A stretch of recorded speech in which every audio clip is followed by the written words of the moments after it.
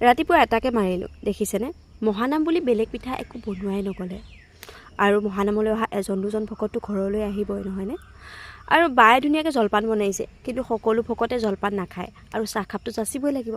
সেইবুলি লুচিকে বনালোঁ। এইফালে গুণগুণক ধুনীয়াকৈ আটাটো বেলি দিব দিলোঁ আৰু মই ধুনীয়াকৈ পুৰি গৈছোঁ।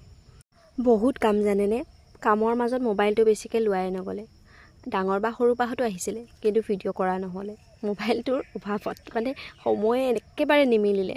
আৰু ধুনীয়াকৈ নামঘৰলৈ গৈ পায়স খালোঁ। যিহেতু ভকতখিনি বহুত দূৰৰ দূৰৰ আছিলে, গতিকে পায়সকে খোৱা ব্যৱস্থা কৰিলে।